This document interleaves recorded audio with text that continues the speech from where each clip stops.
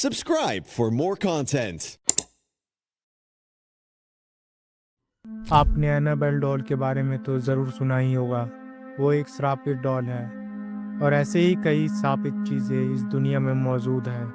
उन्हीं श्रापित चीज़ों में से एक डॉल की कहानी जो आप इस वीडियो सीरीज़ में सुन रहे हैं, जिसका फर्स्ट पार्ट अगर आपने अभी तक नहीं देखा है तो जाके पहले उसे देख ले, जिसका लिंक नीचे डिस्क्रिप्शन में है, ताकि आपको आगे की स्टोरी समझने में कोई दिक्कत ना हो। तो चलिए कर दीजिए लाइट्स ऑफ और शुरू करते हैं आज की कहानी।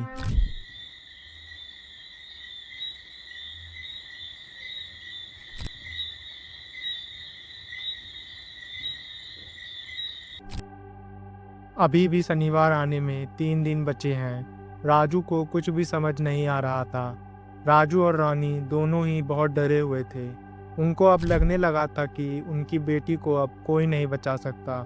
कि तभी राजू के दिमाग में एक आइडिया आता है।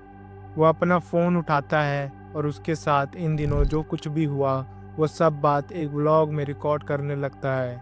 राजू को ऐसा करता देख रानी राजू को रोकती है और कहती है, तुम ये क्या कर रहे हो? तुम पागल हो गए हो क्या? तभी राजू रानी को समझाता है कि हमारे पास अब इसके अलावा और कोई चारा नहीं है। अगर किसी को इस गुड़िया से छुटकारा पाने का कोई तरीका पता होगा तो वो हमें बता सकता है। यह बात सुनकर रानी राजू की बात मान जाती है और वो दोनों मिलके व्लॉग बनाने लगते हैं। वो अपने व्लॉग में वो सारी बातें बताते हैं कि कैसे उनको ये डॉल मिली और फिर उस डॉल ने कैसे उनकी बेटी तनीषा को अपने वश में कर लिया। राजू और रानी यह व्लॉग अपने चैनल पे डालने ही वाले होते हैं कि तभी उनके घर की घंटी बजती है। राजू और रानी दोनों ही हैरान रह जाते हैं कि इतनी रात को कौन आ सकता है। तभी उन्हें तनीषा अपने कमरे से बाहर आती दिखाई देती है, जिसकी आंखें पूरी तरह से लाल थी और उसकी आवाज़ भी बदली हुई थी। और फिर तनीषा कहती है, देखो देखो वो आ गई। रानी तनीषा से पूछती है, कौन आ गई? तब तनीषा अपना हाथ दरवाजे की तरफ करके कहती है, सिमरन, वो आ गई है मुझे ले जाने के लिए। हा हा हा हा हा। तभी अचानक से तनीषा बेहोश होकर जमीन पर गिर जाती है। रानी और राजू तनीषा की तरफ भागते हैं और तनीषा को होश में लाने की कोशिश करते हैं। तभी उनके गेट को कोई जोर जोर से पीटने लगता है, जिसे सुनकर राजू और रानी के होश उड़ जाते हैं। रानी रोने लगती है और तेज तेज हवा चलने लगती है और कोई भयानक आवाज में चिल्लाने लगता है। तभी कुछ देर बाद सब कुछ शांत हो जाता है और खिड़की से आती सूरज की रोशनी राजू और रानी के चेहरे पे पड़ती है। राजू की नींद टूटती है और वो रानी को भी जगा देता है। तब राजू और रानी की नज़र उसी डॉल पर जाती है जो उनके बगल में तनीषा की जगह लेटी हुई थी। रानी बहुत घबरा जाती है और रोने लगती है। तभी राजू रानी से कहता है, तुम रो मत, यहीं कहीं होगी तनीषा, अभी मिल जाएगी। फिर वो दोनों तनीषा को ढूंढने लगते हैं। राजू और रानी पूरे घर में तनीषा को ढूंढते हैं पर तनीषा उन्हें कहीं नहीं मिलती। राजू की नज़र तभी ज़मीन पर पड़े उसके फ़ोन पर जाती है। राजू अपना फ़ोन उठाता है और उस व्लॉग को यूट्यूब पर डाल देता है और बस इसी चीज़ का इंतज़ार करने लगता है कि कोई उसकी मदद कर सके। वीडियो को यूट्यूब पर डाले 2 घंटे से भी ज़्यादा हो गया था। तनीषा का भी अभी तक कोई पता नहीं चला था। रानी का रोना रुक ही नहीं रहा था। वहीं दूसरी तरफ उनके उस वीडियो पे लोग उनकी मदद करने की जगह उन पर हंसने लगे थे, उनको गाली देने लगे थे कि ये क्या वीडियो डाला है भाई, एक काम करो, वो लॉगिन करना बंद कर दो, तुमसे तुम्हारी बेटी नहीं संभाली गई, मजाक मत करो, या कोई प्रैंक कर रहे हैं ताकि इनकी वॉचिंग बढ़ जाए, व्यूज़ के लिए नाटक चल रहा है, अब इनके व्लॉग में वो मज़ा नहीं रहा। ऐसे कमेंट्स देख के राजू और रानी और दुखी हो गए थे। उनको अब अपनी बेटी की याद आने लगी थी। उनको पछतावा हो रहा था कि आखिर क्यों उन्होंने अपनी बेटी का सारा बचपन व्लॉग में डाला और कैसे वह अपनी ही बेटी से दूर होते चले गए। तभी रानी ज़ोर ज़ोर से तनीषा मुझे माफ़ कर दो चिल्लाने लगती है।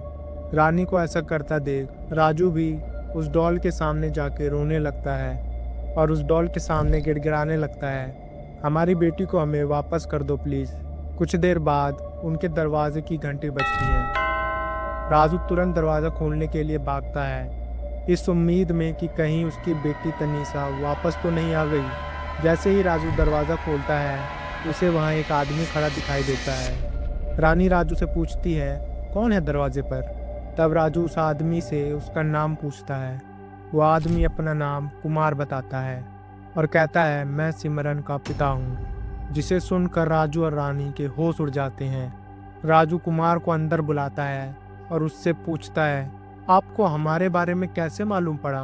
तब कुमार कहता है, जी वो मैंने आपका वीडियो देखा था जिसमें आपने उस डॉल के बारे में बताया था।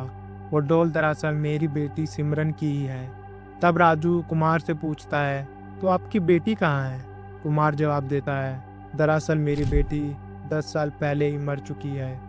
यह सुनकर राजू और रानी के होश उड़ जाते हैं। तब रानी कहती है, तभी से आपकी बेटी की आत्मा उस डॉल में कैद है?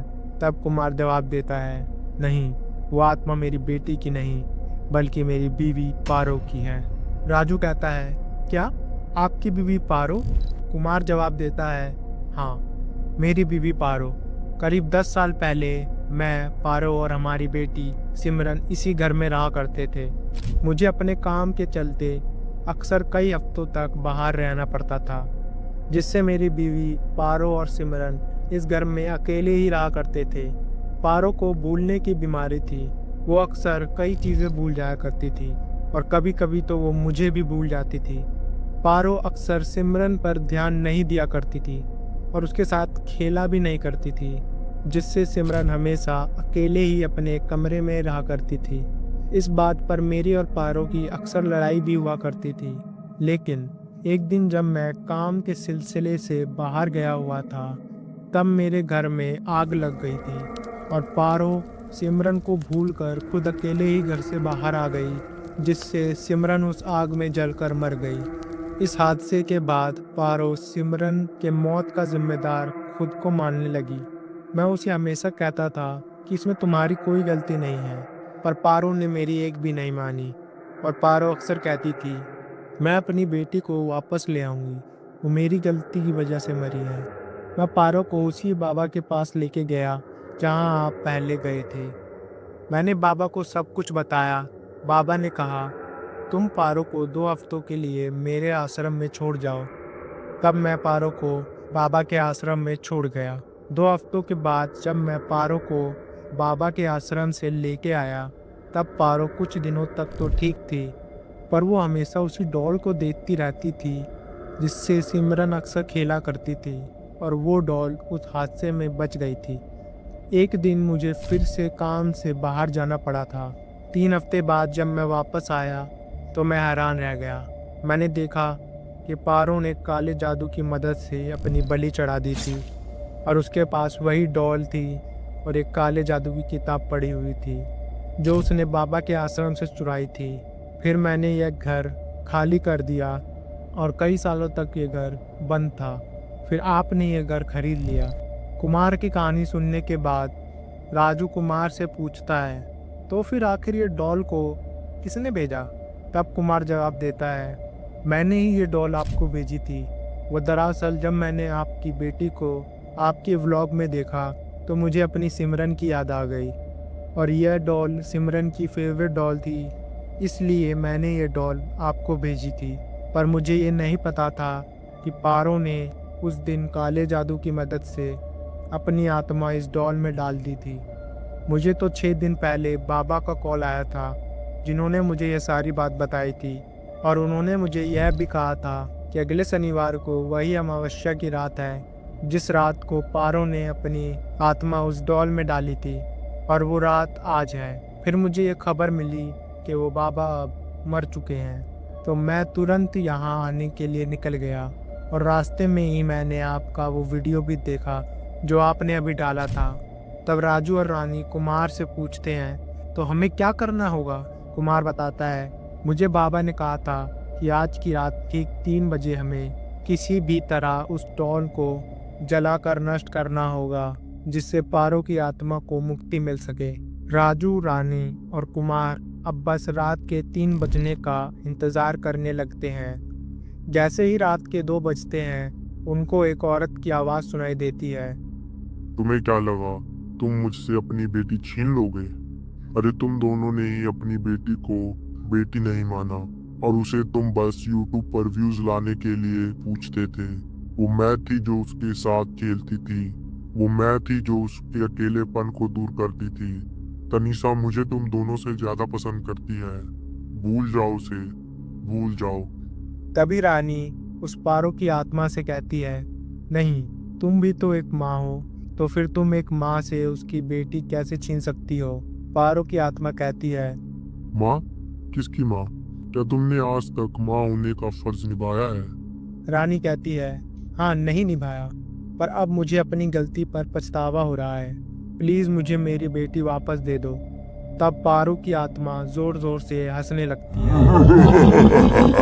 तभी कुमार कहता है, पारो, मैं जानता हूँ कि तुम मुझे सुन रही हो। इनको इनकी बेटी दे दो। वो तनीषा है, इनकी बेटी। वो सिमरन नहीं है। सिमरन तो 10 साल पहले ही मर चुकी है। मेरी बात मानो, इनको उनकी बेटी वापस कर दो। पारो की आत्मा कहती है, नहीं, वो तनीषा नहीं, मेरी बेटी सिमरन है। मैं उसे किसी को भी नहीं दूंगी। मैं 10 साल तक सिमरन का इंतजार करती आई हूँ और आज मुझे मेरी बेटी मिल गई है। तभी कुमार कहता है, पर एक बार उस बच्ची से तो पूछ लो, उसे क्या चाहिए? तुमने ये गलती पहले भी की थी। सिमरन को भूलकर तुम बाहर आ गई थी, लेकिन आज तुम्हारे पास मौका है अपनी गलती को सुधारने का।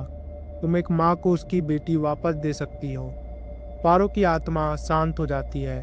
तभी घड़ी में 3 बज जाते हैं और राजू तुरंत उस डॉल को पकड़ के उस पर पेट्रोल डालने लगता है। तभी वो डॉल राजू को दूर फेंक देती है। इतने में कि वो डॉल फिर से कुछ कर सके, रानी तुरंत उसके पास में रखे मोमबत्ती को उस डॉल पर फेंक देती है, जिससे वो डॉल जलने लगती है और पारो की आत्मा जोर जोर से चिल्लाने लगती है। तभी वो डॉल हवा में उड़कर फट जाती है और घर में पूरी तरह से शांति फैल जाती है। कुछ देर बाद राजू खड़ा होता है और कहता है, क्या हुआ? क्या पारो की आत्मा को मुक्ति मिल गई? तभी कुमार कहता है, पता नहीं। तभी तनीषा के कमरे से तनीषा की आवाज़ सुनाई देती है, मम्मा आप कहाँ हो? और थोड़ी देर बाद तनीषा अपने कमरे से बाहर आती है।